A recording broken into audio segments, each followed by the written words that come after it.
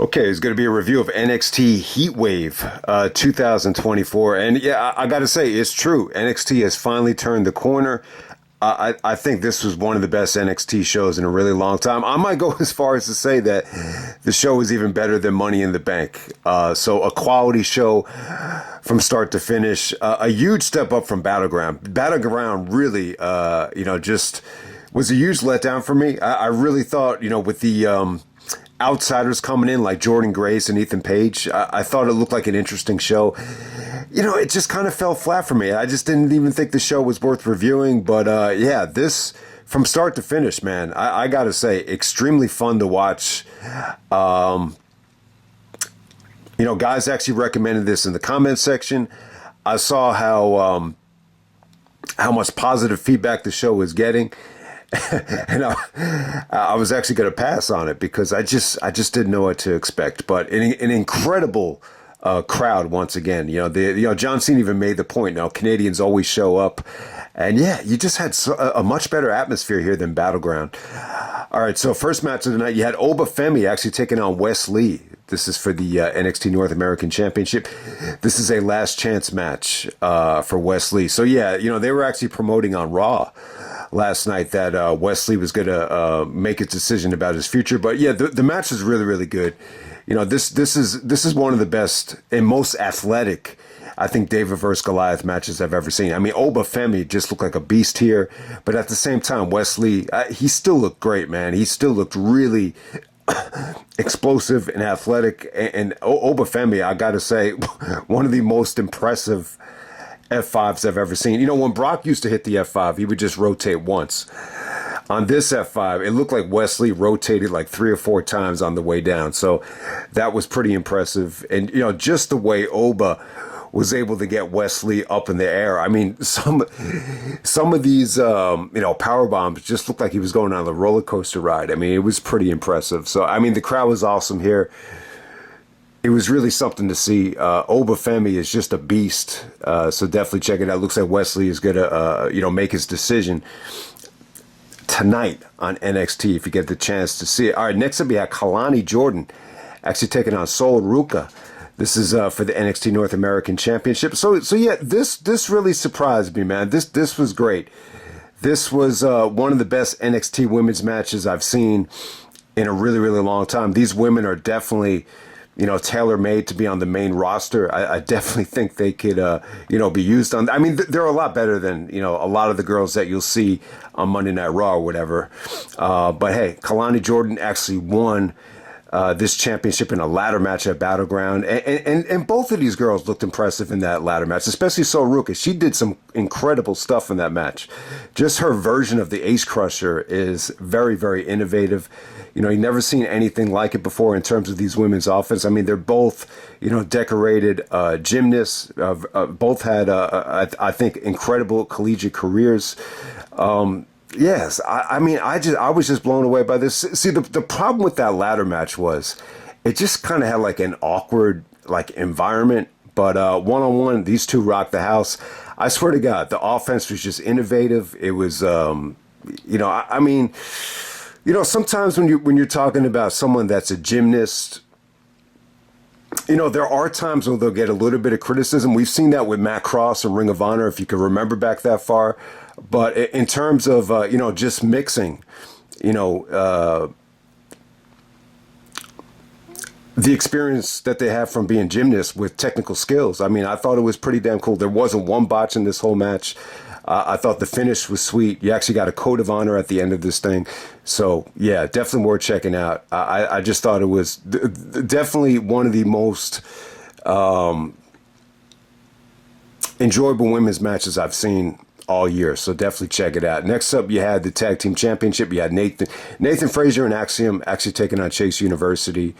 Incredible match. Arguably the match of the night. These two teams rocked the house.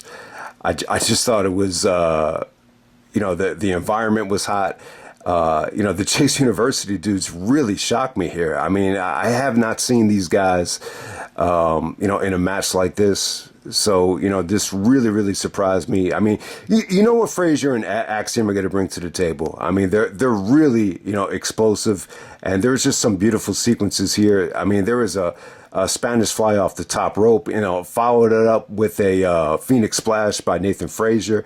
And then one of the Chase University dudes just hit a Canadian Destroyer out of nowhere. Definitely one of the best sequences of the year.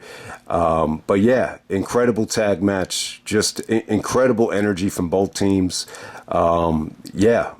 Awesome stuff. All right, Roxanne Perez actually taking on Lola Vice for the NXT Women's Championship. Pretty good. Better than I thought it would be. Definitely the weakest thing on the show, but it was still damn good, though. I mean, the video package from Lola was very emotional, talking about, her mother, getting her black belt while she was pregnant. So there was just a lot of history there from Lola Vice's standpoint. And, it felt like a big-time match, but I was impressed with Lola Vice. I mean, she was able to do some really nice bicycle kicks, those rapid fire kicks that, Speedball Mike Bailey, executes. She busted out that stuff and she looked good. Some of these kicks looked really, really sweet. But yeah, Roxanne goes over. She kind of abused her finish at the end of it. What's it called? The Rocks. It's like a, version of a sunset flip. I can't remember what she calls it, rock something. And, she did it on the table, and then she did it like 4 or 5 times to end this thing. We've seen Cena do that with the attitude adjustment to AJ Styles, but yeah, Roxanne did it like 4 or 5 times to end this thing. Yeah, so I thought the match was pretty sweet. They tried to make this, more like a combat fight more than, an athletic contest like the, the previous women's match, but it was still really, really good. I give it a thumbs up. But definitely probably the weakest thing on the show in terms of action. And then the main event, we have the NXT Championship, the Fatal 4-Way match. We got Trick Williams taking on Ethan Page, Javon Evans, and Shawn Spears, formerly known as Ty Dillinger. So yeah, you have some AEW guys. Ethan Page gets a title shot again. You got Shawn Spears coming back. To try to get his career back on track after, somewhat of a disappointing AEW run. You almost forget that he joined MJF's stable. Yeah, I can't even remember what the name of the stable was looking back on it. But you remember that shot of MJF and all those guys, FTR, coming off the helicopter. But yeah, the match is, I would actually say this is match of the night. I mean, this really surprised me. So Ethan Page actually wins the championship. HBK knows a lot about that finish too. So Trick actually, trying to think out of it. So Trick actually gives Ethan Page a knee right to the temple. Trick actually falls out of the ring, and Ethan Page just falls flat on Javon Evans. And but he pins him clean, though. It wasn't like an HBK finish where, Shawn's, back is still on the mat after the pin. So Ethan Page is the new NXT champion. And it does make sense. You saw Cody, interact with Trick Williams in NXT leading up to the show. Cody and Ethan Page are tight, so maybe Cody's influence definitely paid off here. Ethan Page is he actually went to the same high school I went to, so I got to shout him out. I think he's really someone that could carry the ball in terms of mic skills and heel work. All ego Ethan Page. Conditioning is probably been like his biggest weakness over the years, but he's definitely gotten in better shape. I thought he looked good in this match once again, and he looked good in the match with Trick at Battleground. I just didn't think, they got the green light to deliver. But I'll tell you what about this Fatal 4-Way match. Javon Evans, however you pronounce his name, I thought he stole the show here. I mean, he took the biggest bumps in this match. I think he's a hell of an athlete. He's only 20 years old, too. So this really kind of goes against the grain of, bringing guys up. I mean, usually it takes a long time. This has been like one of the problems with baseball and I think wrestling as well. I mean, how long does it really take for someone to really learn the craft? But this is a rare case where you're putting someone into the fire that young. And, the match was able to hide his weaknesses. He didn't really show any weaknesses here, but if he did, I think a 4-way was perfect for a guy like this. I mean, the bump that Trick actually just pushed him off the top rope while he was trying to do a springboard. Then he went through a table. That was an incredible bump. I mean, Shawn Spears hit him with some incredible chair shots while he was trying to do a springboard like ace crusher, and he just nailed him in the back. I thought that was sweet. But yeah, Spears had a good performance here. This is just an incredible entertaining, four-way match. I just really thought it was sweet. This whole show from start to finish was just, really, really fun to watch. So it's good. It always makes you feel good, to see a promotion like NXT or even GCW. I haven't seen a lot of GCW stuff, this year. I know there's some guys that actually do review like every show. So shout out to guys like that. But,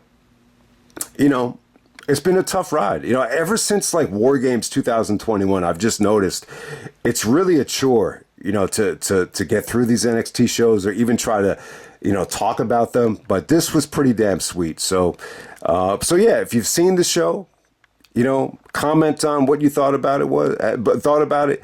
And that's why I watched the show too. Some of the guys in the comment section on Money in the Bank and even some of the other videos, they were just really raving about the show, and they were worried that it's going to be underrated because we're coming off of Forbidden Door and we're coming off of Money in the Bank. But damn, man, I'll say this is one of the best shows of the year. I think it really is one of the best definitely the best NXT show, possibly like of the 2020s.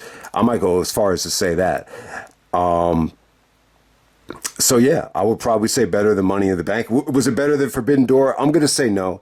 I love Forbidden Door, but it's probably easier to sit through than Forbidden Door, if that makes any sense. So yeah, definitely check it out. That's Heatwave 2024 from Toronto. An awesome crowd, so definitely check it out. All right.